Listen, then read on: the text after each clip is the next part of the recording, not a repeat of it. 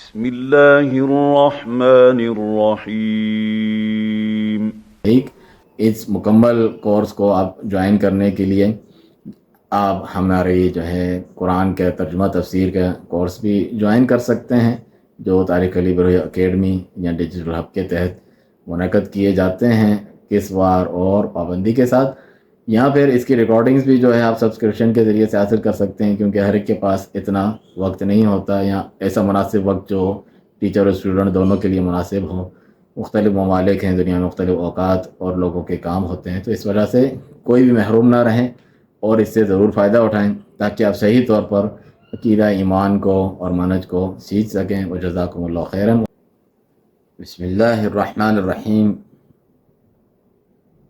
الحمد للہ واشہد ان لا الہ الا اللہ وحدہ لا شریک لہ واشہد ان محمدا عبدہ ورسولہ صلی اللہ علیہ وعلی آلہ وصحبہ وسلم تسلیما کثیرا، ثم اما بعد۔ قرآن مجید کا اردو ترجمہ اور مختصر تفسیر کے درس میں آپ کو خوش آمدید ہے۔ اللہ سبحانہ تعالیٰ سے دعا ہے کہ اسے ہمارے آپ کی ہدایت اور نجات کا ذریعہ بنائے۔ قرآن مجید وہ عظیم کتاب ہے جس کی حفاظت کی ذمہ داری اللہ سبحانہ تعالیٰ نے لی، اور یہ تمام انسانیت کے لیے ہدایت ہے۔ صحیح طور پر ہدایت وہی اس سے پاتے ہیں جو اللہ سے ڈرتے ہیں، ھدی للمتقین، اور اسے سمجھ کے پڑھنا چاہتے ہیں۔ یدبروا آیاتہ، اس لیے نازل کیا کہ غور و فکر کریں۔ جب ہم سمجھیں گے، ہماری زبان عربی نہیں ہے تو ہم اپنی زبان میں سمجھیں گے اور عربی پڑھنے سمجھنے کی کوشش کریں گے تاکہ اس کتاب کو سمجھیں، اس کے اوپر عمل کریں۔ صحابہ کرام رضی اللہ عنہ کی طرح 10 آیتیں سیکھتے اور پھر انہیں سمجھتے، اس پر عمل کرتے، پھر آگے بڑھتے ہیں۔ صرف قرآن جو ہے رٹنے کی طرح یا جو ہے عام کتابوں کی طرح پڑھتے رہنے کا نام نہیں ہے، اگرچہ اس میں اجر و ثواب ہیں، ایک ایک حرف پہ 10 نیکیاں ہیں، لیکن اصل کمال تو یہ ہے کہ اس پر عمل کیا جائے، جو دنیا اور آخرت میں انسان کی جو ہے سرفرازی اور اس کی خوش بختی کی علامت ہیں، اور اسی کے لیے اس میں فوز و فلاح ہے۔ اور اللہ سبحانہ تعالیٰ فرماتا ہے کہ وَلَقَدْ يَسَّرْنَا الْقُرْآنَ لِلذِّكْرِ فَهَلْ مِن مُدَّكِرٍ، سمجھنے کے لیے، عمل کرنے کے لیے ہم نے قرآن کو آسان بنایا، کون ہے جو سوچے سمجھے اور پڑھے۔ تو اسی سلسلے میں ہم انشاءاللہ قرآن مجید کو عام فہم اردو زبان میں ترجمہ اور مختصر سی اس کی تشریح اور تفسیر پیش کریں گے۔ اللہ سبحانہ تعالیٰ آسانی فرمائے اور اسے ہم سے قبول فرمائے۔ قرآن مجید کی ابتدا پڑھنے کے لیے ایک تو صحیح طور پر تلفظ و تجوید کے ساتھ، مخارج کے ساتھ پڑھنا اس کا حق ہے، اور یہ ہمیں سیکھنا چاہیے۔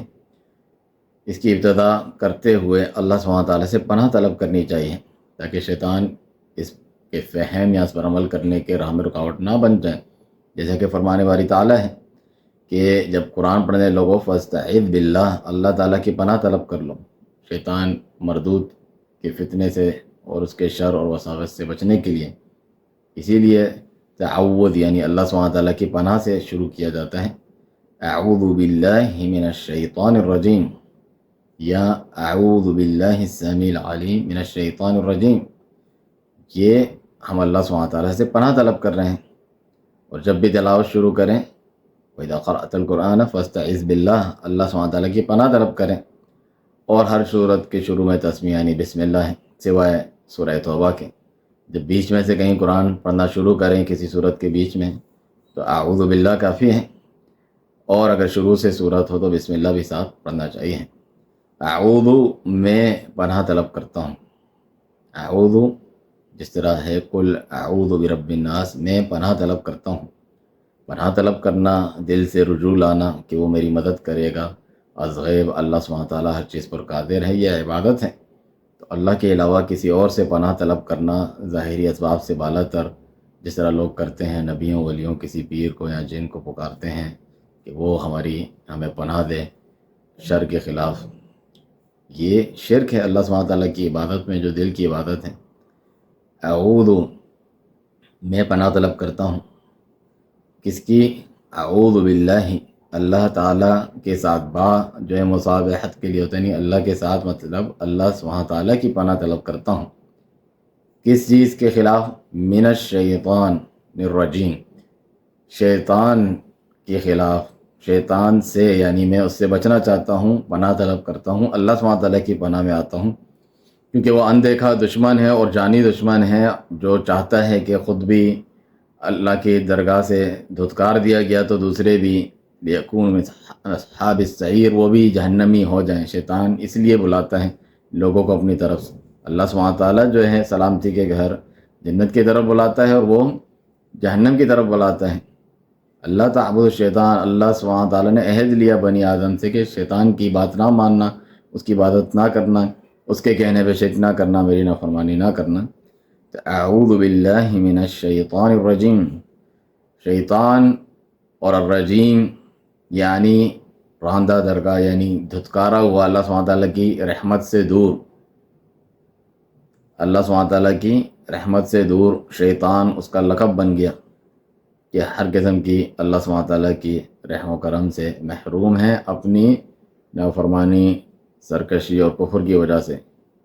کان من الجن ففسق عن امر ربی، جنات میں سے تھا اور اس نے اپنے رب کی نافرمانی کی۔ ابا واستکبر وکان من الکافرین، اس نے انکار کیا، تکبر کیا اور تھا کافروں میں سے، یہ اس کا حال تھا۔ تو ہم اللہ سبحانہ تعالیٰ کی پناہ طلب کرتے ہیں، وہی ہمیں اس کے خلاف پناہ دے سکتا ہے اور کسی میں طاقت نہیں۔ اعوذ باللہ من الشیطان الرجیم جب ہم پڑھتے ہیں اور ہمیں حفاظت حاصل ہو جاتی ہے، تب ہمارے لیے قرآن مجید سمجھ کے پڑھنا، اس پر عمل کرنا اللہ سبحانہ تعالیٰ کی توفیق اور مدد سے آسان ہو جاتا ہے۔ پھر شروع کرتے ہیں بسم اللہ الرحمن الرحیم۔ بسم اللہ، اللہ کے اسم کے ساتھ، اللہ کے نام کے ساتھ، یعنی ہم اپنی طرف سے ایک اندر اس کے فعل مانتے ہیں، کون سا شروع کرتا ہوں۔ بسم اللہ اس میں عربی کے لحاظ سے اندر ایک فعل یعنی مضمر چھپا ہوا ہے کہ ہم شروع کرتے ہیں اپنی تلاوت اللہ کے نام سے۔ وضو کرنے سے پہلے بسم اللہ کہیں گے تو میں گویا کہ وضو کرتا ہوں اللہ کے نام سے، اور جتنے بھی اعمال سنت کے مطابق ان سے پہلے بسم اللہ پڑھنا ثابت ہے اور کرنا چاہیے۔ اللہ کے نام سے یہ کام بابرکت ہوتا ہے، شروع کرنا چاہیے۔ تو اس سے مراد یہ ہوتی ہے کہ میں اس کام کو شروع کرتا ہوں اللہ کے نام سے، اللہ کے نام کی برکت اسے حاصل ہوتی ہے کہ اس سے وہ شروع کر رہے ہیں، اور وہ قرآن کے طرز جو اللہ سبحانہ تعالیٰ نے اپنایا ہے اس پر عمل کرتا ہے کہ اللہ سبحانہ تعالیٰ نے تمام صورتوں کو بسم اللہ سے شروع کیا، سوائے سورہ توبہ کے۔ اور دیگر انبیاء کرام بھی جو ہے، جس طرح سلیمان علیہ السلام کا سورۃ النمل میں ذکر ہے، انہ من سلیمان و انہ بسم اللہ الرحمن الرحیم، کہ ملکہ جو سبا تھی اس کو خط پہنچا تو وہ یہ سلیمان کی طرف سے ہیں، اور یہ اللہ کے نام سے شروع ہے، بسم اللہ الرحمن الرحیم، جو رحمان اور رحیم ہے۔ رسول اللہ صلی اللہ علیہ وسلم بھی جو ہے بسم اللہ سے اپنے خطبات وغیرہ کا آغاز کرتے، اور اپنے جو خط لکھتے آپ شاہان مملکت کو، یعنی مختلف ممالک کے بادشاہوں کو، اس کو بھی بسم اللہ سے شروع کرتے ہیں، چاہے وہ کیسر و کسرا ہو یا نجاشی ہو، سب کو بسم اللہ سے اپنے خطوط کا آغاز کرتے ہیں۔ بسم اللہ الرحمن الرحیم، یا معاہدات وغیرہ لکھاتے صلح حدیبیہ میں مثلا اللہ الرحمن الرحیم کے نام سے شروع کرتے ہیں۔ اللہ کے نام سے، اللہ سبحانہ تعالیٰ کا اسم جلالہ اس کا اسم ذاتی ہے اللہ سبحانہ تعالیٰ کا، باقی جو صفاتی نام اس کے ماتحت آتے ہیں، اللہ اور الرحمن اس کا ذاتی نام ہے۔ اور اللہ سبحانہ تعالیٰ کے بارے میں بعض علماء کہتے ہیں یعنی یہ خود علم ہے، یہ کسی سے مشتق یعنی نکال کے نہیں بنایا گیا، لیکن زیادہ صحیح بات ہے کہ الالہ سے ہیں، معبود، وہ بھی معبود حقیقی، کیونکہ دیگر معبودان باطلہ موجود ہیں۔ یہ غلط عقیدہ ہے جو تصوف اور دیگر گمراہ فرقے بتاتے ہیں کہ اللہ کے سوا کوئی معبود نہیں، یعنی موجود ہی نہیں، جس کی بھی عبادت کرو گویا کہ اللہ کی عبادت ہے، ایسا نہیں ہے۔ ہم مانتے ہیں کہ معبودات موجود ہیں جو لوگوں نے بنا دیے ہیں، آلہہ جن کے لیے استعمال کیا جاتا ہے، پلورل یعنی جمع کا صیغہ، یہ معبودات ہیں، لیکن ما انزل اللہ بہا من سلطان، اللہ نے ان کی کوئی دلیل نازل نہیں کی۔ جبھی تو کلمہ توحید لا الہ الا اللہ، اللہ کے سوا کوئی عبادت کے لائق نہیں، معبود برحق اور حقیقی اللہ ہے، دیگر لوگوں نے بنا دیے ہیں مگر وہ باطل ہیں۔ مگر اس حقیقت کا انکار تو نہیں کیا جا سکتا کہ وہ موجود نہیں ہیں، لوگوں نے بنائے نہیں ہیں۔ پھر تو یہی یعنی گمراہ کن تصوف کا عقیدہ آ جاتا ہے کہ جس کی بھی جہاں بھی منہ کرو، جس کی بھی عبادت کرو، وہ گویا کہ اللہ ہی کی عبادت ہے، اس کے علاوہ جب کوئی موجود ہی نہیں تو ایسا نہیں ہے۔ لا الہ الا اللہ کا صحیح معنی ہے لا معبود بحق الا اللہ، اللہ کے سوا کوئی معبود حقیقی نہیں، دیگر معبودان باطلہ ہیں، جس طرح کہ اللہ تعالیٰ کا فرمان ہے ذالک بأن اللہ هو الحق وأن ما يدعون من دونه هو الباطل، یہ اس لیے کہ اللہ ہی معبود برحق ہے، اس کے علاوہ جس کو بھی پکارتے ہیں وہ معبودان باطلہ ہیں، وہ باطل ہیں۔ تو یہ صحیح اس کا ترجمہ اور تفسیر ہے کہ لا معبود بحق الا اللہ، اللہ کے سوا کوئی معبود حقیقی نہیں جو واقعی عبادت کا مستحق ہے، اور یہ توحید دین اسلام کی بنیاد ہے۔ آپ کہیں گے میں عقیدے کی بہت تفصیلاً بات کر رہا ہوں، کیونکہ یہی جو ہے سلف صالحین کا، اہل سنہ والجماعہ کا عقیدہ ہے۔ اور قرآن کی تفسیر کتنے ایسے لوگ ہیں جلدی جلدی تفسیر کر رہے ہوتے ہیں، مختلف جو ہے گروہوں فرقوں والے، کوئی الہدا والے ہیں، کوئی ڈاکٹر اسرار ہیں، کوئی فلانا، جن کے عقائد اور مناہج میں بگاڑ پایا جاتا ہے۔ بس جلدی سے قرآن کی محبت کیونکہ سب کے دل میں ہے اور اس کی تفسیر کیے جاؤ، بغیر عقیدے کے اوپر جو ہے emphasize کر کے یہاں عقیدہ صحیح طور پہ سکھا کے، کیونکہ وہ باطل کی اینک اپنے آنکھوں پر لگائیں گے، اس کے مطابق ان کو عقائد اسی طرح نظر آئیں گے قرآن میں، ان کی نیت ایسی ہوگی، انہوں نے پہلے یہ چیز سیکھی ہوگی۔ بریلوی ہیں جس طرح، ان کو بھی جو ہے قبر پرستی، شرکیات، میلاد قرآن سے توڑ مروڑ کے دلیل لاتے ہیں، جبکہ اس سے یہ مراد نہیں ہوتی۔ اسی لیے صحابہ کرام فرماتے ہیں، سنن ابی داؤد دیگر احادیث کی کتابوں میں ہے کہ ہم ایمان پہلے سیکھتے قرآن سے، تو پھر جب قرآن پڑھتے ایمان اور ہمارا قوی ہو جاتا۔ لوگ جو ہیں ہنسیں گے یا مذاق اڑائیں گے یا دوسروں کو ہمارے خلاف کریں گے کہ دیکھو سلفی لوگ کہتے ہیں قرآن سے بھی زیادہ کوئی افضل چیزیں ہیں ان کی عقیدے کی کتابیں یا باتیں، ایسا نہیں ہے۔ رسول اللہ صلی اللہ علیہ وسلم کے دور میں یہ بات معلوم تھی کہ ہمارا اور مشرکین کا جھگڑا کیا ہے آپس میں، لا الہ الا اللہ کا معنی کیا ہے، کہ ہمیں تمام معبودات کو چھوڑنا پڑے گا۔ اجعل الآلہۃ الہا واحدا ان ھذا لشیء عجاب، سارے معبودوں کا ایک کر دیا، بس اللہ کو مانے، یہ تو بڑی عجیب بات ہے۔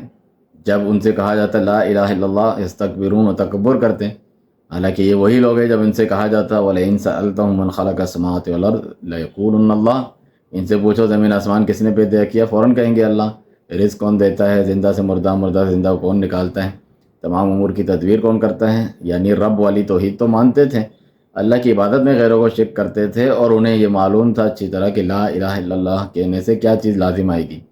ہمارے ہاں جاہل مسلمانوں کی طرح نہیں، منہ سے لا الہ الا اللہ بھی کہہ رہے ہیں، نبیوں اور ولیوں کی عبادت بھی کر رہے ہیں، پکار رہے ہیں، پناہ طلب کر رہے ہیں، قربانی نظر نیاز ان کے لیے کر رہے ہیں، جبکہ انہیں پتہ تھا یہ چھوڑنا پڑے گا اپنے بتوں کے لیے جو نبیوں اور اولیاء کے ہی تھے، اور نبیوں کو بھی پکارتے تھے، جیسے عیسیٰ علیہ السلام کی لوگ عبادت کرتے تھے۔ اور یہی عقیدہ جو آج کل عام ہے کہ واسطے اور وسیلے ہیں، ہم گنہگار ہیں، اللہ نے ان کو عطا کیا، یہ ہمیں دیتے ہیں، ہماری عرضیاں اس تک پہنچاتے ہیں، ان کی اللہ ٹالتا نہیں، یہ ان کا عقیدہ تھا۔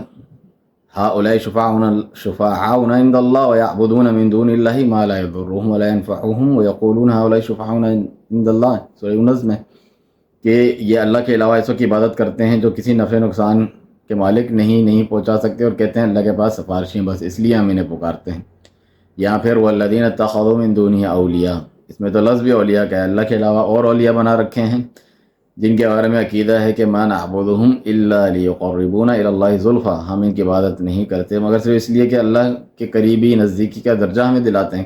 بالکل ہو بہو اس قسم کا جو لوگ عقیدہ رکھتے ہیں، تو انہیں یہ معلوم تھا کہ ہمارے اور ان میں اصل میں جو ہے وجہ کیا ہے جھگڑے کی، تو وہ پڑھنے کے بعد فوراً ہی معلوم ہوتا کہ یہ چیز ایمان لانی ہے، پھر قرآن بھی اس پہ پڑھا جاتا۔ آپ دیکھیں رسول اللہ صلی اللہ علیہ وسلم سب کو قرآن پڑھ کے سنا رہے ہوتے، یعنی قرآن کا درس ہو رہا ہے فاتحہ سے لے کے ناس تک، ایک ہی باری میں، ایک تو نازل بھی نہیں ہوا، وقتاً فوقتاً دل کو مضبوط کیا گیا، اور واقعات حالات کے اعتبار سے نازل ہوتا رہا، کافروں مشرکوں کے دلائل کا رد کیا جاتا رہا، اللہ کے رب ہونے کو وہ مانتے تھے، نہیں کہ وہ نہیں مانتے تھے، اس کو دلیل بنایا گیا کہ اللہ کے سوا کوئی عبادت کے لائق نہیں ہے۔ لیکن آپ جتنی بھی حدیث پڑھیں تو رسول اللہ صلی اللہ علیہ وسلم دعوتی، مثلا جہاد کے لیے جاؤ تو پہلے انہیں لا الہ الا اللہ کی دعوت دو، اور پھر جو ہے نماز بتاؤ۔ جب یمن بھیجا معاذ رضی اللہ عنہ کو، ان کو بھی یہی کہا، اور خود بھی قولوا لا الہ الا اللہ کہتے ہیں کہ اللہ کے سوا کوئی عبادت کے لائق نہیں. یہ کہو یا قرآن پڑھنا شروع کر دیتے کہ جا کر یا ایھا المدثر وہ پڑھنا شروع کر دیتے فوراً. کوئی پوچھتا کہ آپ کی دعوت کیا ہے. تو عقیدہ ایمان پہلے بتایا جاتا. جب خط لکھتے تو اس میں بھی لکھتے ہیں کہ ایسے کلمے کی تعالوا الی کلمۃ سواء بیننا وبینکم الا نعبد الا اللہ. ایسے کلمے کی طرف آؤ اہل کتاب جو ہم میں تم میں برابر ہے کہ اللہ کے سوا کسی کی عبادت نہ کریں, ایک دوسرے کو رب نہ بنائیں اللہ سبحانہ تعالیٰ کے علاوہ. تو اسلام اس طرح پیش کیا جاتا جب انہیں دین سکھایا جاتا ہے. جیسے جبرائیل علیہ السلام آئے دین سکھانے کے لیے, حدیث جبرائیل مشہور ہے جس میں ارکان اسلام ایمان احسان بتایا گیا ہے صحیح مسلم وغیرہ میں. تو اس میں بھی یہی ہے کہ آ کر جو ہے ان سے پوچھا کہ اسلام کیا ہے, تو آپ صلی اللہ علیہ وسلم نے جو ہے قرآن کی تلاوت تو شروع نہیں کر دی تھی یا اس کا جو ہے درس اور تفسیر. آپ نے بتا دیا اسلام کے ارکان یہ ہیں کہ یہ ایمانیات ہیں, اس کی بیس پر پھر وہ قرآن پڑھتے ہیں. قرآن پڑھنا بھی ضروری ہے جس سے اس کے دلائل اور مضبوط ہوتے ہیں اور یقین بڑھتا جاتا ہے انسان کا. تو اسلام یہی بتایا کہ ان تشہد ان لا الہ الا اللہ وانی رسول اللہ, گواہی دو کہ اللہ کے سوا کوئی عبادت کے لائق نہیں, میں اللہ کا رسول ہوں. نماز قائم کرو, زکوٰۃ دو, اور آخر تک ارکان اسلام. ایمان کے بارے میں بھی یہی کہا ان تؤمن باللہ وملائکتہ وکتبہ ورسلہ, آخر تک کہ اللہ پر ایمان لاؤ, اس کی کتاب و رسولوں پر, اور آخرت کے دن, تقدیر. ان تمام 6 ارکان ایمان اور 5 ارکان اسلام کا ذکر کیا. تو یہ غلط بات ہے کہ لوگ اپنے غلط منہج اور عقیدے کی طرف لوگوں کو یوں بلائیں اور اپنے کو بہتر سمجھے کہ یہ دیکھو یہ سلفی لوگ ہیں, یہ تو اپنے عقیدوں کی کتابیں اور ان چیزوں کی باتیں کرتے ہیں. ہم ڈائریکٹ قرآن پڑھاتے ہیں جو کتاب ہدایت ہے اور اس کی تفسیر کرتے ہیں جلدی جلدی. ہر ایک کے ہاتھ میں قرآن, ہر ایک کے دل میں قرآن. تو یہ کہنے کو اچھی باتیں ہیں, لیکن آپ کا عقیدہ منہج صحیح نہیں ہے تو یہی ہوگا کہ بریلوی کنز الایمان قرآن ترجمہ بھی لکھیں تو اس میں اپنے شرکیات ڈالتے جائیں کہ بندی الگ کریں, شیعہ الگ کریں. اس طریقے سے تو نہیں ہو سکتا. چنانچہ یہ آسان ہے کہ کہہ دینا کہ ہم قرآن کی صرف تفسیر کرتے ہیں, باقی لوگ امت میں تفرقہ ڈالتے ہیں. ایسا نہیں ہے. جو اب سورۃ الفاتحہ کی تفسیر سے بھی اس بات کو مزید تقویت ملے گی انشاءاللہ. تو ہم اس بات پر تھے کہ بسم اللہ الرحمن الرحیم, شروع اللہ کے نام سے جو رحمان اور رحیم ہیں. رحمان اور رحیم دونوں اللہ سبحانہ تعالیٰ کے پیارے نام ہیں. اللہ کے ناموں پر ایمان لانا چاہیے. اللہ سبحانہ تعالیٰ کی جو توحید پر ایمان لاتے ہیں اس کی 3 اقسام ہیں جو سورہ فاتحہ میں بھی ذکر ہوں گی. ایک ہے توحید ربوبیت کہ اللہ رب, خالق, مالک ہے, تمام کائنات کی تدبیر کرنے والا ہے, یعنی اللہ اپنے کاموں میں اکیلا ہے. یہ تو مشرکین بھی مانتے تھے, اتنا ماننا کافی نہیں ہے کسی کے اسلام میں داخل ہونے کے لیے. دوسری قسم جو زیادہ اہم ہے, جو پہلی قسم کو اس دوسری قسم کے لیے دلیل بنایا گیا کہ جب وہ خالق مالک ہے تو عبادت کے لائق بھی وہی ہے. تمہارے کام اللہ کے لیے خالص ہو, جتنے بھی ہو, نماز ہو, رکوع سجود, دعا پکارنا اور مدد طلب کرنا, اسباب سے بالا تر, خوف, محبت, توکل, بھروسہ, خشیت, ڈر, یہ تمام چیزیں عبادات ہیں. اسی طرح مال خرچ کرنا, اللہ کے راہ میں قربانی, منت, نظر نیاز, ساری عبادتیں ہیں جس کا اکیلا مستحق اللہ سبحانہ و تعالی ہے. اور تیسری قسم یہ ہے اللہ تعالیٰ کے پیارے نام, وَلِلَّهِ الْأَسْمَاءُ الْحُسْنَىٰ فَادْعُوهُ بِهَا, پیارے نام اللہ کے ہیں, ان کے ساتھ اللہ کو پکارو, یہ اس کی عبادت بن جاتے ہیں. اور اس جیسی کوئی چیز نہیں, اس کی صفات جیسی کسی کی صفات نہیں. وَلِلَّهِ الْمَثَلُ الْأَعْلَىٰ لَيْسَ كَمِثْلِهِ شَيْءٌ وَهُوَ السَّمِيعُ الْبَصِيرُ, اللہ تعالیٰ جیسی کوئی چیز نہیں اور وہ ہر چیز سنتا اور دیکھتا ہے. سمیع البصیر اس کی صفات میں سے ہیں, اس کی صفات کو ہم مانتے ہیں, لیکن کیا ہماری طرح سنتا دیکھتا ہے؟ نہیں. تو ہم تشبیہ بھی نہیں کرتے. لیکن دوسرے ایسے بھی لوگ ہیں جو انکار کر دیتے ہیں کہ کیونکہ سنتا دیکھتا انسان بھی ہے تو اللہ کی ہم یہ صفت ہی نہ مانیں. ہم مانتے ہیں بغیر مشابہت کے. کچھ لوگ مشابہت کرتے ہیں اور کچھ لوگ انکار کرتے ہیں. صفات جو جا بجا قرآن و سنت میں آئی ہیں انہیں مانتے ہی نہیں, یا ان کے غلط معنی اور تعویلات کرتے ہیں عربی لغت سے ہٹ کے, جو صحابہ کرام رضی اللہ عنہم کا طریقہ نہیں تھا. اپنے طرف سے انہوں نے ادب کے معیار بنا رکھے ہیں. جتنے بھی گمراہ فرقے ہیں, جہمیہ ہو, معتزلہ ہوں, یا اس کے بعد کے جتنے اشاعرہ, ماتریدیہ, وہ سب اس قسم کے عقائد رکھتے ہیں جو کہ گمراہی ہیں. اللہ کے اسماء, نام اور صفات پر ہم ایمان لے کر آتے ہیں. دیکھیں قرآن اسی توحید سے, اللہ کے نام و صفات, اس کی ربوبیت, الوہیت, عبادت سے شروع ہوتا ہے.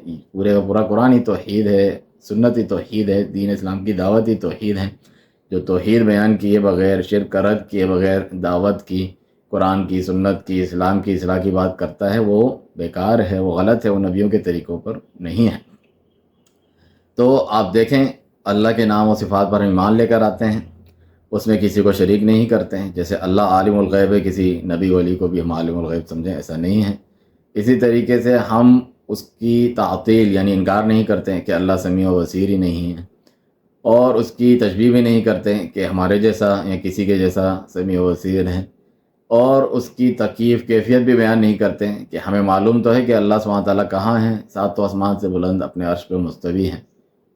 الرحمن علی العرش استوى، رحمان جو ہے اپنے عرش پہ مستوی ہے، اعلیٰ اور بلند ہے، ہر چیز کو سنتا اور دیکھتا ہے، ہر چیز اس کے جو ہے قدرت میں ہے، قابو میں ہے، قبضے میں ہے، اور اپنے اولیاء اور صالحین، نیک بندوں، انبیاء کرام، مومنین کی مدد و نصرت فرماتا ہے. لیکن وہ اپنے عرش پہ مستوی ہے اور نازل بھی ہوتا ہے رات کے آخری پہر، جس طرح اس کی شان کے لائق ہے. ان کی تفصیلات آگے ہم احادیث میں پڑھیں گے انشاءاللہ.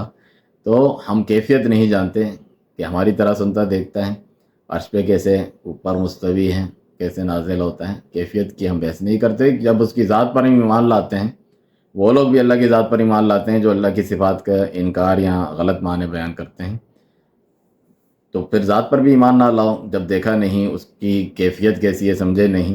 اسی طرح ہم ایمان لاتے ہیں کیونکہ ہم اس کی ذات پر ایمان لے کر آتے ہیں. کتاب و سنت میں جو ذکر ہے اس کی قدرت کی نشانیاں دیکھتے ہیں کہ ایک رب ہے جو یہ سب چلاتا ہے. اسی طریقے سے اس کی صفات ہیں جو اسی کی صفات ہیں. جب ذات کو نہیں سمجھ سکتے ایمان لانے کے باوجود، تو صفات پر بھی ایمان لانا ہے بغیر کیفیت بیان کیے ہیں سمجھے، وہ آپ کی عقل سے بالاتر ہے. اس کی کیفیت بیان نہیں کرتے اور اس کی تعویل بھی نہیں کرتے. بہت سے لوگ اگر اللہ کے نام صفات ذکر کرتے ہیں، سنت کے جانب منسوب ہوتے ہیں جھوٹے طور پہ، وہ بھی یعنی صفات وغیرہ کا تو ذکر کرتے ہیں، خوب چرچا کرتے ہیں، لیکن اس کی تعویلات کرتے ہیں. اللہ عرش پہ بلند ہے، اس کا مطلب ہے اس کو قبضہ اور قدرت حاصل ہے، عرش پہ اس کو غلبہ حاصل ہے. اللہ نے آدم علیہ السلام کو اپنے ہاتھوں سے بنایا، پیدا کیا، اس کا طلب اپنی قدرت سے کیا. اللہ سبحانہ تعالیٰ نازل ہوگا یعنی اس کا فیصلہ آئے گا. اس طریقے سے اللہ کا وجہ، اللہ کے چہرے کا ذکر ہے یعنی اللہ کی ذات. اس طریقے سے یہ تعویلات کرتے ہیں جو کہ باطل ہے، جو کہ انکار ہی کرنا ہے، کیونکہ اصل معنی کو تو ماننے کو ان کا دل تیار نہیں. پھر اس کو ایک اچھا سا لبادہ اڑا دیتے ہیں کہ یہ تعویل ہے، سمجھانے کے لیے معنی ہے تاکہ لوگوں میں قابل قبول ہو جائے. ورنہ جو تحریف کرنا، الفاظ کو اپنی جگہ سے ہٹانا یہود و نصارہ کی طرح، اس سے تو ہر کوئی گھن کرتا ہے، دور بھاگتا ہے. اسی لیے شیخ ابن عثیمین رحمہ اللہ کہتے ہیں کہ کرتے انکار ہیں، اس کا نام جو ہے ماننا ایسے ہیں جیسے کہ نام ماننا، اس کا نام تعویل وغیرہ رکھ دیا، کیونکہ تعویل برحق بھی ہوتی ہے اور باطل بھی ہوتی ہے. تفسیر کو بھی تعویل کہتے ہیں، لیکن یہ جو باطل قسم کی تعویلات اس پر چلتے ہیں اور لوگوں کو چلاتے ہیں جو ناجائز ہیں. بات طویل اس لیے ہے کیونکہ عقیدے کا معاملہ اور نازک ہے. بسم اللہ الرحمن الرحیم، تو دونوں رحمت کی صفات میں سے ہیں. رحمان تو سب کے لیے، اللہ سبحانہ رحمت واسعہ، ہر ایک چیز کو گھیرے ہوئے ہیں. پوری کائنات اللہ کی رحمت کا ہی یعنی مظہر ہے کہ مخلوقات کو، انسان ہو، حیوان ہو، مسلمان کافر، کھلا رہا ہے، پلا رہا ہے، ان کی پرورش چل رہی ہے، ان کے تمام چیزیں، صحت، بیماری اور ربوبیت کی اتنی صفات ہیں. اور رحمت، اللہ سبحانہ تعالیٰ شفا دیتا ہے، بارش نازل کرتا ہے، تو یہ اس کے مظاہر میں سے ہیں، اور انہیں چھوڑے رکھتا ہے، ڈھیل دیتا ہے. لیکن جو رحیم ہے وہ رحمت واصلہ ہے، یعنی اپنے رحمت کی صفت کو بروئے کار لا کے اللہ اس پر عمل کر کے مومنوں پر رحمت و شفقت فرماتا ہے باقاعدہ. کافروں کے لیے تو سخت عذاب ہے ان کی حرکتوں کی وجہ سے، ان کے اس قسم کے جو ہے اللہ سبحانہ تعالیٰ کے ساتھ گستاخی اور شرک کرنے کی وجہ سے. تو رحمان اور رحیم دونوں رحمت ہیں، ایک وسیع رحمت ہے، ایک واصلہ جو رحمت اللہ سبحانہ تعالیٰ کو تک پہنچاتا ہے. رحمان ہے اللہ سبحانہ تعالیٰ دنیا اور آخرت میں بھی، اور رحیم بھی ہے، اور دنیا میں تو چھوٹ دی ہوئی ہے اور سب کے لیے رحمان ہے. لیکن رحمت اللہ سبحانہ تعالیٰ مغفرت مومنوں کی فرماتا ہے، وَكَانَ بِالْمُؤْمِنِينَ رحیمًا، اور اللہ سبحانہ تعالیٰ تو ہمیشہ سے مومنوں پر بڑا رحیم اور شفقت فرمانے والا ہے. بسم اللہ الرحمن الرحیم. الحمد للہ، الحمد، حمد تعریف، اور الف لام لگا کے استغراق کے لیے ہر قسم کی تعریف اور ستائش اللہ کے لیے ہیں. دنیا میں بھی اگر کوئی چیز قابل تعریف ہے تو اللہ کی بنائی ہوئی ہے، تو اصل تعریف تو اللہ کی ہی جا کر پیچھے بنتی ہے، اس نے کسی کو یہ کمال عطا کیا ہے. اللہ سبحانہ تعالیٰ ہی ہر چیز کمال کا مستحق ہے، ہر تعریف کا اصلاً اور حقیقتاً مستحق ہے. مخلوق کی تعریف اس کے کیے گئے کام جو اللہ ہی کی توفیق سے ہوتے ہیں اس کے بقدر ہوتی ہے، جو آخر کار جا کے اللہ ہی کی تعریف بنتی ہے. یہ غلط ہے جو کہتے ہیں کہ بلغ العلا بکمالہ، کہ نبی اپنے کمال کے ذریعے سے اعلیٰ درجے پہ پہنچے، اللہ سبحانہ تعالیٰ کی یہ عطا ہے۔ چنانچہ الحمدللہ، ہر قسم کی تعریف، الحمد، ہر قسم کی حمد کس کے لیے ہیں؟ للہ، اللہ سبحانہ تعالیٰ کے لیے ہیں۔ للہ الحمد یعنی جو جی جار مجرور بعد میں، یعنی ایک تو حصر کا بھی معنی ہے، استغراق بھی ہے، کہ ہر قسم کی تعریف کا حقیقتاً اصلاً مستحق کون ہے؟ اللہ سبحانہ تعالیٰ، الحمد للہ۔ اور وہ کون ہے؟ اس کی صفات آگے ذکر کی گئیں۔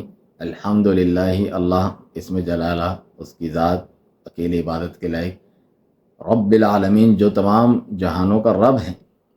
آپ دیکھیں توحید الوہیت، ربوبیت سب بیان کی جا رہی ہیں یہاں پر، کہ حمد جو کہ اللہ کی تعریف کرنا ہے، الحمدللہ اس کی عبادت ہے، توحید عبادت ذکر ہو رہی ہے۔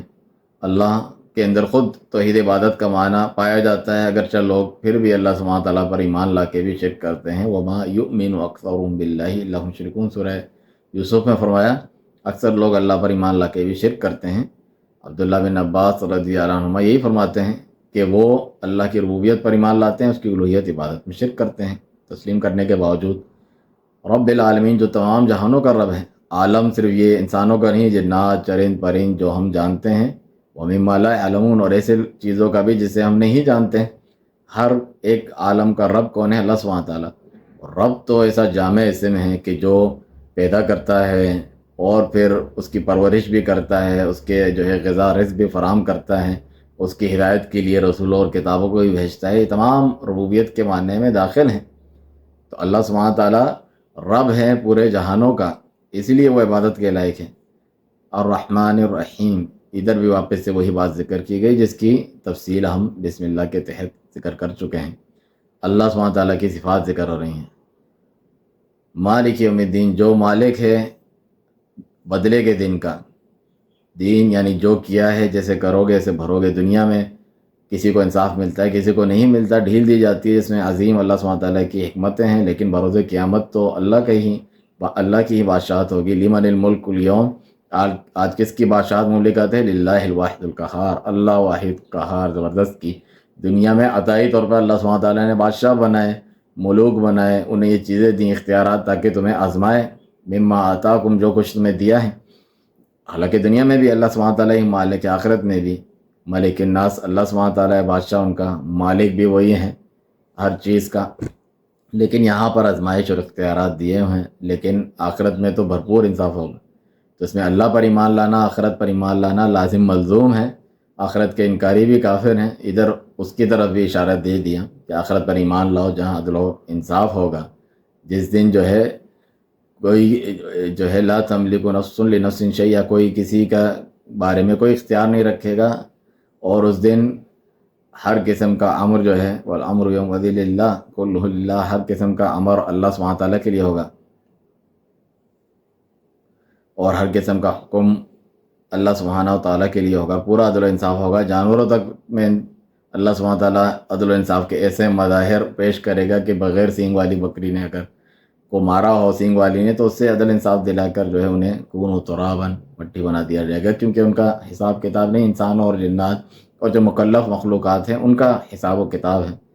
تو مالک بھی صفت بنتی ہے، یوم الدین کا مالک ہے، دنیا اور آخرت دونوں کا مالک ہے، اس کا زیادہ ظہور اس صفت کا جو ہے مکمل طور پر بروز قیامت اللہ سبحانہ تعالیٰ فرمائے گا۔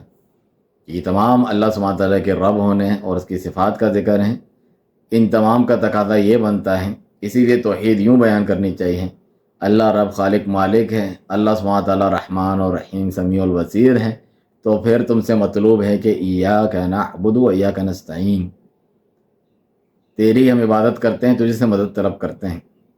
یہ اتنی عظیم آیت ہے جو سورہ فاتحہ کا سمجھیں کہ اس کا درمیان ہے، اس کا دل ہے، اور پورے قرآن کا سنت کا دین اسلام کا یہی مقصود، ہماری پیدائش کا مقصد ہے، وما خلقت الجن والانس الا لیعبدون، میں نے پیدا ہی نہیں کیا جنوں انسانوں کو مگر صرف اپنی عبادت کے لیے، توحید کے لیے، شرک سے بچ کے میری عبادت کریں، میرے جانب رجوع لائیں۔ ایاک نعبد و ایاک نستعین میں یہی بات ہے، جبھی امام ابن القیم رحمہ اللہ نے پوری کتاب مدارج السالکین جو ہے ایاک نعبد و ایاک نستعین کے گرد جو ہے اس کی تشریح، تفسیر، اس کے مختلف مقامات ذکر فرمائے ہیں کہ اس کو جو پا لیتا ہے وہی کامیاب ہے۔ تو توحید ربوبیت اسماء صفات ذکر کر کے بتایا کہ یہ دلیل ہے کہ اللہ کے سوا کوئی عبادت کے لائق نہیں۔ لا الہ الا اللہ کا بھی یہی معنی ہے۔ ایاک نعبد، ایاک حصر کے لیے، یعنی صرف ہم کرتے ہیں کا تیری عبادت، حالانکہ نعبد کا و نستعین کا مطلب ہے تیری عبادت کرتے ہیں، تجھ سے مدد طلب کرتے ہیں، لیکن ایاک پہلے لا کے ایاک نعبد و ایاک نستعین، اس میں حصر کا معنی ہے، یعنی تیری ہی عبادت کرتے ہیں، تیرے سوا کسی کی نہیں، تجھی سے مدد طلب کرتے ہیں، تیرے سوا کسی سے نہیں۔ آپ کہیں گے ہم انسانوں سے بھی مدد طلب کرتے ہیں۔ عیسیٰ علیہ السلام نے کہا من انصاری اللہ، اللہ کے دین میں کون میری مدد کرے؟ یہ تو ظاہر اسباب کے طور پہ ہیں، اس کی تو بات ہی نہیں ہو رہی۔ بہت سے لوگ مغالطہ دینے کے لیے جو شرکیات قبر پرستی میں مبتلا ہیں، دیکھو یہ کہتے ہیں کسی سے مدد نہیں طلب کرنی چاہیے، خود ایک دوسرے سے مدد طلب کرتے ہیں۔ اللہ نے تو اس کا حکم بھی دیا ہے وَتَعَاوَنُوا عَلَى الْبِرِّ وَالتَّقْوَىٰ، نیکی اور پرہیزگاری کے کاموں میں ایک دوسرے کی مدد کرو۔ واللہ فی عون العبد ما کان العبد فی عون اخیہ، اللہ اپنے بندے کی مدد کرتا ہے جب تک بندہ دوسرے بندے کی مدد کرتا ہے۔ تو یہ تو شرکیات میں سے نہیں ہے، اس میں اللہ نے اختیار دیا ہے، اسباب کے تحت ہیں، جو ما فوق الاسباب، اسباب سے بالا تر ہوں۔ آپ کہیں بارش نازل کر دے، کوئی ایسی چیز جس پر اللہ کے سوا قادر نہیں، کوئی موجود نہیں، کوئی فوت شدہ ہے اور کسی ذریعے سے آپ اس سے رابطہ نہیں کر سکتے، پھر آپ یہ عقیدہ رکھیں اس کو ایسی غیبی طاقت حاصل ہے، علم غیب حاصل ہے، وہ میری مدد کر بھی سکتا ہے، میری سن رہا اور دیکھ رہا ہے۔ یہ تو اللہ سبحانہ تعالیٰ کی صفات ہیں۔ عالم الغیب ہے، ہر زبان کو سمجھتا ہے، مشکل کشائی کرتا ہے، کائنات میں تصرف اختیار کسی نبی ولی سے خوش ہو کے یہ اللہ نے عطا نہیں کر دیے ہیں کسی کو۔ معجزات الگ چیز ہیں جو ہمیشہ نہیں ہوتے رہتے، اللہ سبحانہ تعالیٰ کی قدرت پہ اور نبی کی صداقت پہ وہ دلالت کرتے ہیں، نہیں کہ جب بھی وہ چاہیں اس کو اپنے طور پہ پیش کر دیں۔ جس طرح قرآن میں ہے کہ کوئی بھی جو ہے وہ آیت نشانی کسی نبی کے لیے لائق نہیں، وہ لے آئے الا باذن اللہ، مگر اللہ کی اذن اجازت سے۔ انہیں خود بھی پتہ نہیں ہوتا کہ یہ ہم سے ہوگا یا نہیں، یہ اللہ سبحانہ تعالیٰ کرواتا ہے۔ ایسے تو نہیں ہے کہ ہم سورج سے بھی ہمیں فائدے مل رہے ہیں، دنیا کا نظام چل رہا ہے، اور پرندے ابابیل بھی جو ہیں اللہ سبحانہ تعالیٰ بھیج کے اپنے کا بیت اللہ کی حفاظت کر سکتا ہے، تو اس کا مطلب انہیں پکارا کریں، کیونکہ اللہ نے ان کے ذریعے سے یہ فوائد دلوا دیے ہیں۔ ایسا نہیں ہے، عبادت کے لائق، پکارنے کے لائق، اسباب سے بالا تر مدد طلب کرنے کے لائق اللہ سبحانہ تعالیٰ ہی رہتا ہے۔ استغیثون ربکم فاستجاب لکم، جب تم اپنے رب سے فریاد کر رہے تھے اس نے تمہاری سن لی۔ حالانکہ صحابہ بھی موجود تھے، وہ مددگار کے ہی طور پہ آئے تھے، لیکن مدد اللہ سبحانہ تعالیٰ سے طلب کی، دعا اللہ سبحانہ تعالیٰ سے ڈائریکٹ کی۔ اسی کو توحید بتایا، اسی کو شرک سے بچنا بتلایا کہ اللہ سبحانہ تعالیٰ کو پکارو، وہ قریب ہے، کوئی واسطے وسیلے کی ضرورت نہیں۔ وَإِذَا سَأَلَكَ عِبَادِي عَنِّي فَإِنِّي قَرِيبٌ أُجِيبُ دَعْوَةَ الدَّاعِ إِذَا دَعَانِ، جب میرے بندے میرے بارے میں پوچھیں تو میں قریب ہوں اور پکار سننے والے کی پکار سنتا ہوں، جب وہ مجھے پکارتا ہے، دعا کرتا ہے۔ حکم دے دیا وَقَالَ رَبُّكُمْ ادْعُونِي أَسْتَجِبْ لَكُمْ، تمہارے رب نے حکم دیا کہ میری عبادت کرو، وہ جو ہے مجھ سے دعا کرو، میں تمہاری دعا قبول کروں گا۔ ان الذین یستکبرون عن عبادتی سیدخلون جہنم داخرین، جو لوگ میری عبادت سے تکبر کرتے ہیں، سرکشی، وہ عنقریب جہنم میں ذلیل اور رسوا ہو کے پڑے ہوں گے۔ رسول اللہ صلی اللہ علیہ وسلم نے اسی آیت کو دلیل بنایا، سنن ترمذی وغیرہ میں روایت ہے کہ الدعاء العبادہ، دعا ہی عبادت ہے۔ اللہ سے کرو گے اللہ کی عبادت، غیروں کو پکارو گے یا رسول اللہ مدد، یا علی مدد، یا غوث اعظم عبد القادر جیلانی مدد، تو یہ ان کی عبادت ہے اور یہ شرک ہے۔ اسی کو روکنے تمام انبیاء کرام، نیک، صلحاء، اولیاء سب اسی کی دعوت دیتے آئے ہیں کہ ہمیں نہیں بلکہ اللہ کی عبادت کرو، کہ ان اللہ ربی و ربکم فاعبدوہ۔ اگرچہ عیسیٰ علیہ السلام جو ہے مردے کو زندہ کرتے ہیں اور اندھے کو آنکھیں دیتے ہیں، مگر اللہ سبحانہ تعالیٰ کے اذن سے، اور جو ہے مٹی کی مورت بناتے ہیں، پرندے میں جان جاتی ہے، کس طریقے سے؟ باذن اللہ، اللہ سبحانہ تعالیٰ کے حکم اور اذن سے۔ اس کے بعد سے مردوں کو زندہ کرنے کی ڈیوٹی عیسیٰ علیہ السلام کی نہیں بن گئی کہ وہ کائنات میں انسان کو زندہ کرتے ہیں، مارتے ہیں، اور وہ جو ہے اندھوں کو آنکھیں دیتے ہیں۔ کسی نے ایسا نہ سمجھا، نہ انہوں نے اس کا دعویٰ کیا، نہ لوگ اس پہ عمل کرتے تھے۔ جو یہ کرتے تھے انہیں مشرک قرار دیا، کہ جو اللہ کی اولاد سمجھتے تھے، انہیں اللہ کا بیٹا سمجھتے تھے، انہیں حاجت روا مشکل کشا سمجھتے تھے۔ تو یہ تمام ہمارے لیے دلائل ہیں اس بات کے کہ ہمیں توحید خالص اپنانی چاہیے۔ ایاک نعبد و ایاک نستعین، بچوں تک کو یہ تعلیم دیتے ہیں۔ لوگ کہتے ہیں نہ بتاؤ سے تفرقہ، اختلاف، نفرتیں پھیلتی ہیں۔ آپ صلی اللہ علیہ وسلم تو جو ہے بچے ہوتے، جیسے عبداللہ بن عباس رضی اللہ عنہ کو بچپن سے یہ چیز ان کی گٹی میں ڈال دو اچھے طریقے سے۔ اذا استعنت فاستعن باللہ، جب مدد طلب کرو اللہ سے مدد کرو۔ وَإِذَا سَأَلْتَ فَاسْأَلِ اللَّهَ، جب مانگو اللہ سبحانہ تعالیٰ سے مانگو۔ تو اللہ سبحانہ تعالیٰ کی توحید کا ذکر ہے شروع میں، اس کی الوہیت کا، ربوبیت کا، اس کے اسماء و صفات کا، اور پھر آگے فرمایا اہدنا الصراط المستقیم۔ وہ عقیدہ تھا، عقیدے کے ساتھ منہج بھی ضروری ہے۔ لوگ کہتے ہیں بس عقیدہ صحیح ہے، منہج جو ہے مختلف لوگ سنت کی طرف منسوب ہوتے ہیں، توحید کی بھی بات کرتے ہیں، قبر پرستی کو بھی نہیں مانتے، لیکن منہج ان کا بگڑا ہوا ہوتا ہے۔ خوارج جیسا، تکفیری جیسا، حکومت کے خلاف باتیں کرنا اور تکفیر کرنا مسلمانوں کی، اور دہشت گردی، دھماکے، یہ چیزیں، یا جو نام نہاد سنت سے ہٹ کر جہادی قسم کے گروپ ہوتے ہیں، یا بدعتیوں کے ساتھ تعلق، تعاون، اٹھنا بیٹھنا، ان کی طرف بلانا، اخوانی منہج جسے کہتے ہیں، جماعت اسلامی ٹائپ وغیرہ، حکومت قائم کرنی اسلامی، اس پہ پھر جو چاہے عقیدے اور منہج کے بیڑا غرق وہ کر کے رکھ دیں، صحابہ سلف کے طریقے پہ نہ چلیں، اپنا انہوں نے طریقہ بنایا ہو، جماعتیں، شخصیات کچھ عرصے پہلے بنی ہیں، تو یہ بھی ضروری ہے کہ یہ بھی ٹھیک ہو آپ کے عقیدہ توحید اور دیگر چیزوں کے ساتھ۔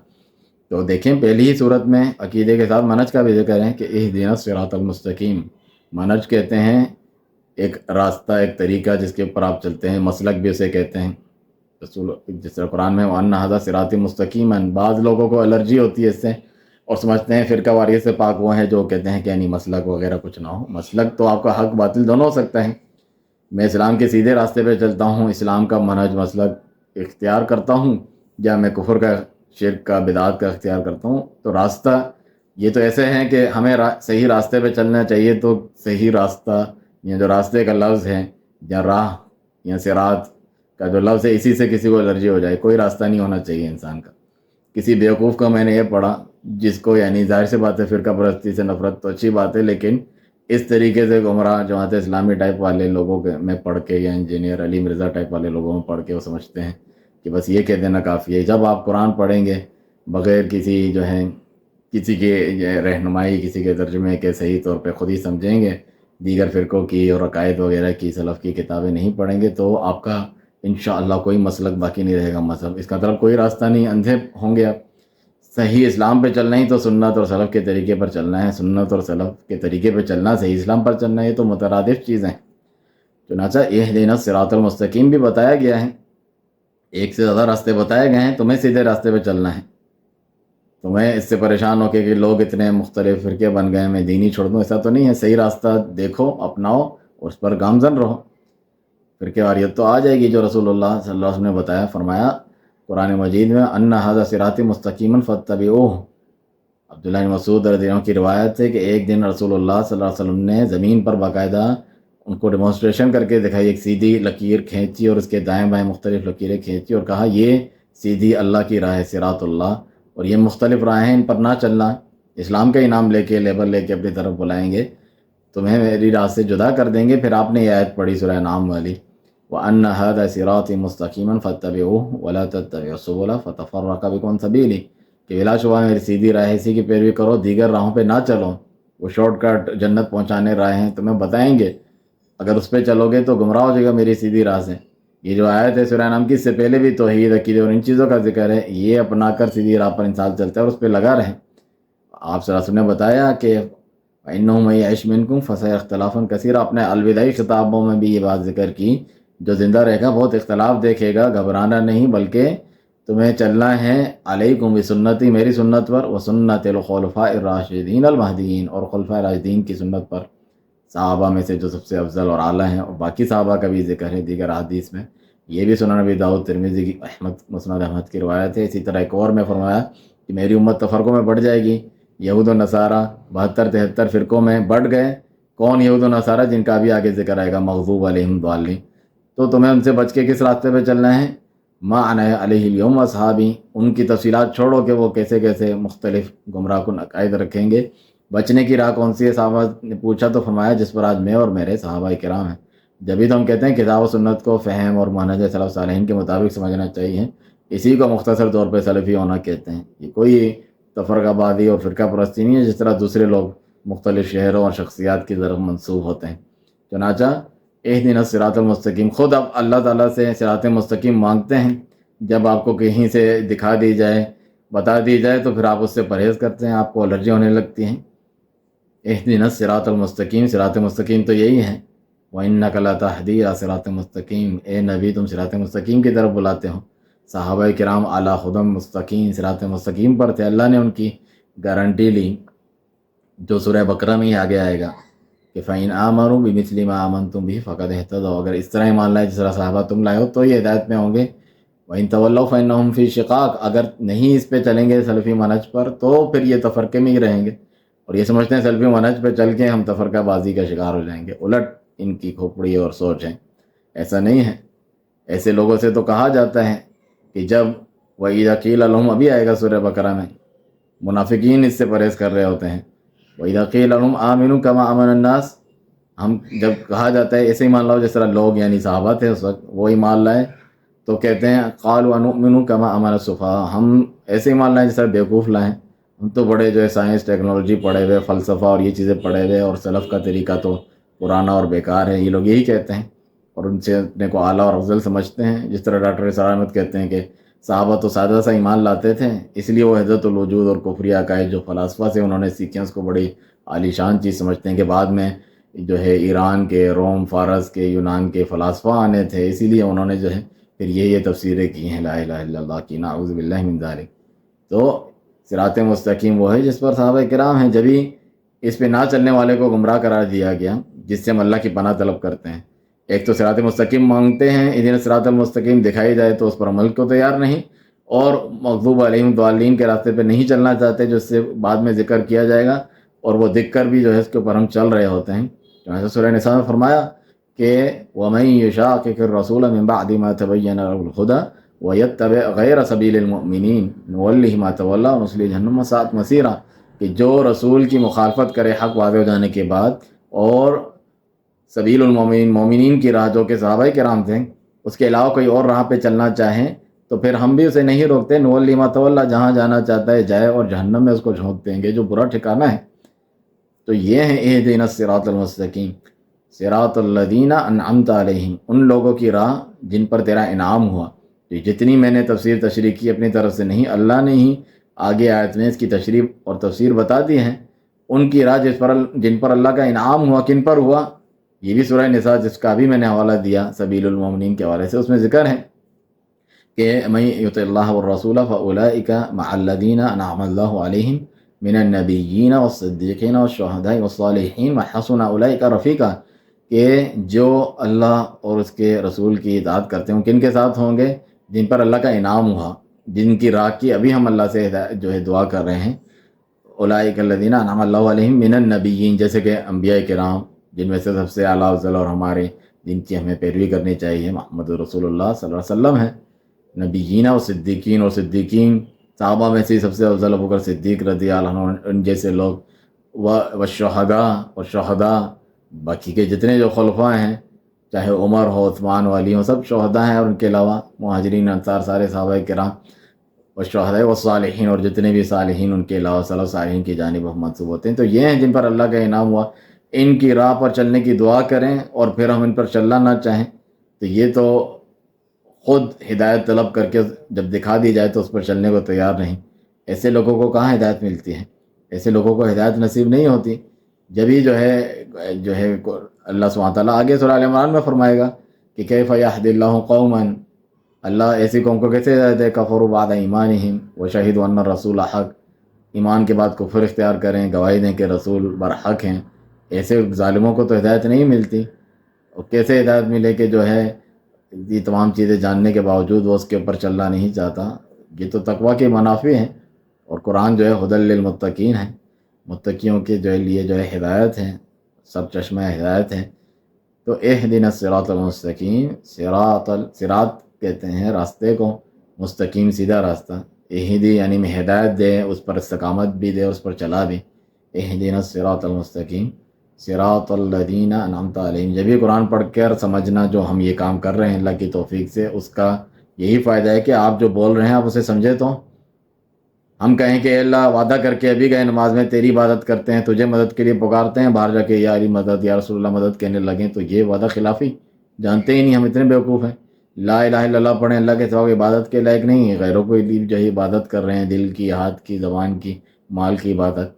اسی طرح ہم اللہ سے دعا کریں اللہ سیدھے راستے پہ چلا، سلف صالحین صحابہ کرام انبیاء کرام ان کے طریقے پہ چلا، اور اس پر جب معلوم چلے تو چلنے کو تیار ہی نہیں ہے، مختلف اپنے شخصیات اور فرقے بنا دیے ہیں جس پر ہم چلنے کو تیار ہیں۔ صراط الذین انعمت علیہم، جن پر تیرا انعام ہوا وہ یہی ہیں۔ صراط الذین انعمت علیہم، ساتھ میں ہم پھر ان سے بھی پناہ طلب کریں جو اس کے مخالف راستے ہیں، کیونکہ لوگ کہتے ہیں صرف اچھی اچھی باتیں کرو، جس طرح تبلیغ جماعت فضائل بیان کرو، یا آدھی ادھوری توحید بیان کرو، شرک کا رد نہ کرو، سنت بیان کرو، بدعت اہل بدعت کا رد نہ کرو، جبکہ اسلام یہ ہیں جس طرح شیخ الاسلام محمد بن عبد الوہاب فرماتے ہیں، الاستسلام للہ بالتوحید والانقیاد له بالطاعہ والبراءۃ من الشرک واہلہ، اللہ پر ایمان اسلام لانا ہے، اطاعت کرنی ہے، ساتھ میں شرک اہل شرک بدعت اہل بدعت سے برات اور بیزاری کا بھی اعلان کرنا ہے، ان کا رد کرنا ہے، ان سے خود بچنا ہے، دوسروں کو بچانا ہے، اور جس کے نصیب میں اللہ نے ہدایت لکھی ہوگی اسے ہدایت ملنا ہے، ورنہ اس پر حجت تمام ہونا ہے، یہ ہمارا کام ہے۔ آپ کہتے ہیں اس سے جو ہے نفرتیں بڑھتی ہیں، قرآن شروع ہی جو ہے باطل کے رد سے ہو جاتا ہے، کلمے میں ہم جو ہے طاغوت اللہ کے علاوہ جس کی بھی عبادت کی جاتی ہے اس کا رد کر کے ایمان لاتے ہیں اللہ پر، تب ہمیں مضبوط سہارا اللہ کا ملتا ہے، جبھی تو کامیابیاں نہیں ملتی۔ فرمایا فَمَن يَكْفُرْ بِالطَّاغُوتِ وَيُؤْمِن بِاللَّهِ، جو طاغوت کا انکار کر کے اللہ پر ایمان لاتا ہے تو فَقَدِ اسْتَمْسَكَ بِالْعُرْوَةِ الْوُثْقَىٰ لَا انفصام لَهَا وَاللَّهُ سَمِيعٌ عَلِيمٌ، ایسا مضبوط توحید کا سہارا کڑا تھام لیتا ہے جو ٹوٹنے والا نہیں ہے۔ جبھی ہمیں جو ہے اس طریقے سے ہم بے سہارا رہ جاتے ہیں کیونکہ ہم صحیح عقیدہ اور منہج نہیں اپناتے ہیں۔ تو یہاں پر بھی آپ دیکھیں جب توحید ذکر کی، شرک کا رد کیا، باطل کا رد ہو رہا ہے، یہود النصارہ ان کے طریقے پہ چلنے والوں کا رد ہے، مغضوب علیہم الضالین کی تفسیر میں آپ سنیں گے، اور اس کے آگے بنی اسرائیل یہود کا سورہ بقرہ میں رد شروع ہو جاتا ہے، شیطان کا رد شروع ہو جاتا ہے، سورہ ال عمران میں نصارہ کا رد شروع ہو جاتا ہے۔ تو رد کرنا یہ کوئی عیب نہیں ہے، تو حق اور باطل میں فرقان اور تمیز ہے۔ وہ تو جاہل ہیں اور پتہ نہیں بیوقوفوں کی دنیا میں رہتا ہے جو سمجھتا ہے کہ صرف جو ہے پیار محبت کی بات ہو اور باطل کا رد نہ ہو، اللہ سبحانہ تعالیٰ کو یہ قابل قبول نہیں ہے۔ کیا وجہ ہے کہ انبیاء کرام کو جو ہے ذلیل و رسوا ان کی قوم نے کرنا چاہا، ان کو قتل کر دیا، بعض کو ساحر مجنون دیوانہ کہا ان کے ساتھیوں کو، کیونکہ وہ باطل کا رد کرتے تھے۔ ان کے نزدیک تو نبی کی تعریف ہی یہ ہوتی تھی کہ یہ جو ہے کہتا ہے ہمارے باپ دادا کے طریقے پہ نہ چلو، وہ جن کی عبادت کرتے تھے ان کو برا بھلا کہتا ہے، حالانکہ وہ شرک سے روک رہے ہوتے تھے۔ اسی کو وہ گستاخی سمجھتے ہیں، جس طرح آج جو توحید و سنت کی بات کرتا ہے یہ تو تفرقہ مچاتا ہے، یہ تو گستاخ ہے، یہ اس کے نزدیک تو کسی کی عزت نہیں ہے، ایسا نہیں ہے۔ یہ اللہ سبحانہ تعالیٰ کا الہی طریقہ اور سنت ہے، یہ نبی کریم صلی اللہ علیہ وسلم کا طریقہ ہے، یہ صحابہ کرام صلی اللہ علیہ وسلم کا طریقہ ہے۔ اہدنا الصراط المستقیم صراط الذین انعمت علیہم غیر المغضوب علیہم ولا الضالین، ان کے راستے پہ نہ چلا ہمیں جن پر تیرا غضب ہوا۔ کن پر اللہ کا غضب ہوا؟ جو علم رکھتے ہوئے اس پر عمل نہیں کرتے، جس طرح یہود، اور صرف یہودی نہیں، ان جیسے دیگر بھی لوگ، جس طرح امام ابن کثیر رحمہ اللہ وغیرہ دیگر فرماتے ہیں کہ جو ہمارے علماء میں سے ایسا گمراہ ہوں اپنے علم پہ عمل نہ کرے تو اس میں ایک شبہات پائی جاتی ہے یہود کی، اور جو بغیر علم کے عمل کریں جیسے نئے نئے کام بدعات ہیں جو بدترین عمل ہیں ان میں شبہات پائی جاتی ہیں۔ نصارہ کی الضالین جو ہیں، تو ہمیں مغضوب علیہم کے طریقے پہ نہ چلا، جس طرح کہ یہود اور ان جیسے لوگ، وہ تو جانتے تھے یعرفونہ کما یعرفون ابناءہم، اس نبی کو ایسے جانتے ہیں جیسا کہ اپنے بچوں کو جانتے، اتنے اچھے طریقے سے جب آ گئے وہ تشریف لائے تو حسد اور بغض میں کہ بنی اسرائیل میں سے نہیں آئے، ان کی مخالفت شروع کر دی، ان کے خلاف لڑنا شروع کر دیا، ان کے خلاف پروپیگنڈا شروع کر دیا۔ تو ایسے مغضوب علیہم بھی نہ ہوں اور ولا الضالین، نہ گمراہوں میں سے ہوں کہ بغیر علم کے عمل کرنا۔ العلم قبل القول والعمل، امام بخاری نے باب باندھا ہے صحیح بخاری میں کہ علم جو ہے کسی بھی قول و عمل سے پہلے ہیں، بس جو رواج چل رہا ہے دیکھا دیکھی عمل کیے جاؤ، یہ تو قابل قبول نہیں ہے۔ اللہ سبحانہ تعالیٰ کا فرمان لائے آپ دلیل میں کہ فَاعْلَمْ أَنَّهُ لَا إِلَهَ إِلَّا اللَّهُ، اور امت تو دور کی بات اپنے پیارے نبی محمد رسول اللہ صلی اللہ علیہ وسلم کو سورہ محمد میں ہی اللہ نے حکم دیا کہ علم حاصل کرو لا الہ الا اللہ کا۔ علم میں بھی سب سے افضل اور اعلیٰ اور ضروری کیا ہے؟ کلمہ توحید کا علم، اور جس میں شرک کا رد بھی ہم سیکھیں۔ فَاعْلَمْ أَنَّهُ لَا إِلَهَ إِلَّا اللَّهُ، اس کے بعد کہا وَاسْتَغْفِرْ لِذَنبِكَ، پھر اپنے جو ہے خطا گناہ کی اللہ سے معافی طلب کرو، استغفار نیک عمل ہے۔ تو وہ بعد میں ہے عمل، علم جو ہے پہلے ہیں، علم کے اوپر ہی تو عمل ہوتا ہے۔ دنیا میں بھی اس قانون کو ہم جانتے ہیں، بغیر علم کے اناڑی لوگ جو کام کرتے ہیں وہ بربادی کا سبب بنتے ہیں، اسی لیے تو اتنا مال اور وقت خرچ کیا جاتا ہے کہ ہم اس کا علم حاصل کریں تاکہ مہارت ہو اور پھر اس پر عمل کریں۔ تو دین تو اس سے بھی زیادہ قیمتی اور نایاب چیز ہونی چاہیے جو بغیر علم کے اس پر عمل نہیں ہونا چاہیے۔ چنانچہ علم جو ہے پہلے ہیں قول اور عمل سے۔ ادھر بھی جو ہے الگ جو ضالین ہیں ان کی نیک نیتی انہیں کام نہیں دے گی اگر وہ بدعات کے مطابق عمل کرتے ہیں۔ علم حاصل کرنا پہلے ضروری ہے، یہاں تک کہ قبر میں بھی آپ سے جب پوچھا جائے گا تمہارا رب کون ہے، تمہارا جو ہے دین کیا ہے، تمہارے رسول کون ہیں، جو ہم حدیث میں بھی ہے اور رسول ثلاثہ کتاب شیخ محمد بن عبدالوہاب کی بنیادی طور پہ جو سلفی پڑھتے ہیں، جبھی تو ہم صحیح طرز عمل سلف کے طریقے پہ چلتے ہیں کہ یہی ہمیں دنیا اور آخرت میں کام آئے گا۔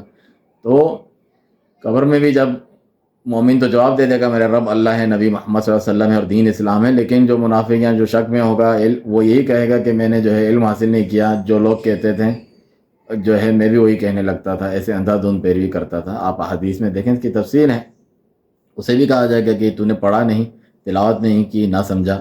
تو یہ چیز ضروری ہے جو آپ کو ہر وقت کام آئے گی، علم، اور پھر اس علم کے اوپر عمل کرنا۔ تو اب ضالین کیا ہیں؟ بغیر علم کے عمل کرتے ہیں، تو بدعات والے۔ نبی کی محبت ہے، ہم میلاد منا لیں گے، کرسچن جو ہے کرسمس مناتے ہیں، بس اندھا دھند نئے کام ایجاد کرتے رہو، جبکہ ہر کام کی قبولیت کی شرط ہے کہ اللہ کے لیے اخلاص ہو، دکھلاوا ریاکاری نہ ہو، ورنہ برباد ہے۔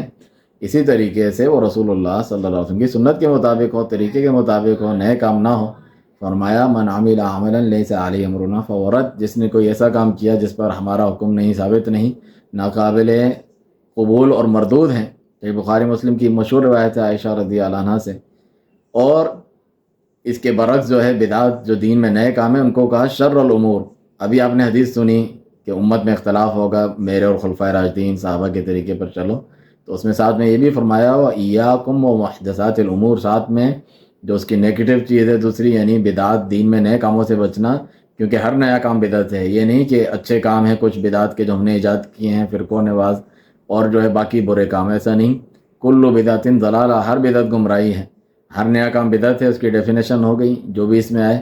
اور ہر جو ہے گمراہی کا انجام جو ہے وہ کل ضلالۃ فی النار، جہنم کی آگ میں ہے۔ جبھی تو حدیث میں ہے کہ سارے فرقے جو اپنی چھوٹی بڑی کم زیادہ بدعات کے اعتبار سے جو ہے جہنم کی آگ میں جانے کے مستحق بنتے ہیں، سوائے وہ جو نبی کریم صلی اللہ علیہ وسلم اور صحابہ کے طریقے پر اپنے عقیدے، منہج اور تمام چیزوں میں چلتے ہیں۔